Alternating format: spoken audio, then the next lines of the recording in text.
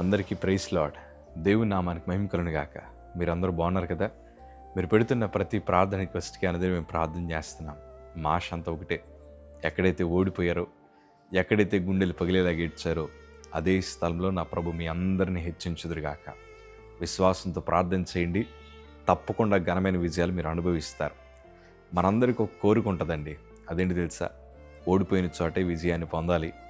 ఎక్కడైతే అవమానించబడ్డామో, ఎక్కడైతే వెలివేయబడ్డామో అక్కడే ఘనమైన పాత్రలుగా నిలబడాలని మనకు ఆశ.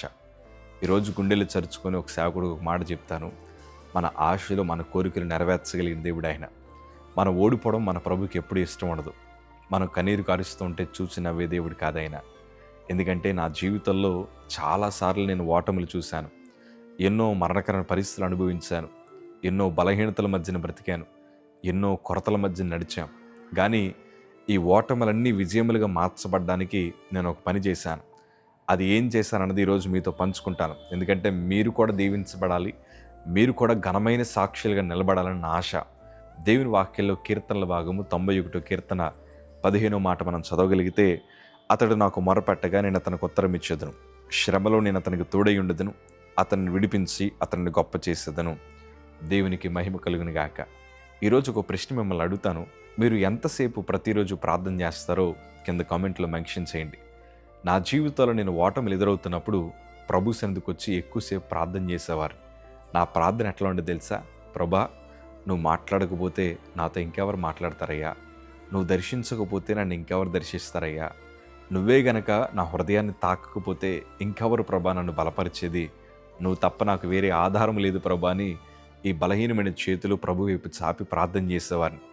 ఆ ప్రార్థన విన నా దేవాదేవుడు ఏం చేశారంటే, నా బిడ్డ మొరపడుతున్నాడు, నా బిడ్డ నన్ను మాత్రమే అడుగుతున్నాడు, తన బలాన్ని నమ్ముకోలేదు, తన జ్ఞానాన్ని నమ్ముకోలేదు, లేకపోతే తనకుండిన శక్తిని నమ్ముకోలేదు, కానీ నా మీద మాత్రమే ఆధారపడ్డారని నా ప్రభు ఏం చేశారంటే, నా బలహీనమైన స్థితిలో నుండి ప్రభు నన్ను బయటికి తీసుకొచ్చి ఒక బలమైన సాక్షిగా నిలబెట్టాడు. నేను అంటాను, ఓటమిని విజయముగా మార్చగలిగిన ఒకే ఒక్క దేవుడు నువ్వు నేను ఆరాధిస్తున్న నజరేయుడైన యేసు ప్రభులు వారు. ఈరోజు నీకు ఎన్నో క్లిష్టమైన పరిస్థితులు ఉన్నాయి, ఎన్నో కుటుంబ సమస్యలు ఉన్నాయి, ఎంతోమంది రక్షణ నిమిత్తం నువ్వు ఉపవాసం ఉండి ప్రార్థన చేస్తున్నావు. ఎన్నో మరణకరమైన బలహీనతల చేత మన కుటుంబాలు బాధపడుతున్నాయి. ఎన్నో రకాలైన కోర్టు సమస్యల చేత మనం బాధపడుతున్నాం. ఎన్నో రుణబాధల మధ్యన మనం ఉన్నాం. వీటన్నిటికీ పరిష్కారం అంతా ఒకటయ్యా, దేవుని సన్నిధిలో మొరపెట్టడం. దేవుని సన్నిధిలో మొరపెడితే ప్రభు అంటారు కదా, మనల్ని విడిపించడమే కాదు, మనల్ని గొప్ప చేస్తారు. ఎక్కడైతే ఓడిపోయామో అక్కడే నిలబడతారు. ఎక్కడైతే రోగిగా కూర్చున్నామో అక్కడే మనం ప్రభు కోసం గంతులు వేసే ఒక బలమైన సాక్షిగా దేవుడు వాడుకుంటారు. ఎక్కడైతే అవమానించబడ్డావో అదే స్థలంలో నా ప్రభు నీకు ఘనమైన పేరు నా ప్రభు దయచిపోతున్నారు. ఎప్పుడు తెలుసా? నువ్వు ప్రభు మీద ఆధారపడి మొరపెట్టండి అయ్యా, ప్రభు పాదాలు పట్టుకుని మొరపెట్టండి అయ్యా. మొరపెట్టు వారందరికీ ఉత్తరం ఇచ్చే దేవుడు ఆయన, విడిచిపెట్టే దేవుడు కాదు. ధైర్యంగా ఉండండి. మీ ఓటములను నా ప్రభు విజయములుగా మారుస్తారు. ఈ క్యాన్సర్ రోగిని దేవుడి ఇవాళ అనేక మంది సమస్యలకు ఆన్సర్గా ప్రభు మార్చాడు. దానికి గల కారణం అంతా ఒకటే, ప్రభు పాదాలు పట్టుకుని మొరపెట్టాను. ఎలాంటి పరిస్థితి ఏదైనా ఆయన మార్చగలిగిన దేవుడని హృదయపూర్వకంగా నమ్మాను.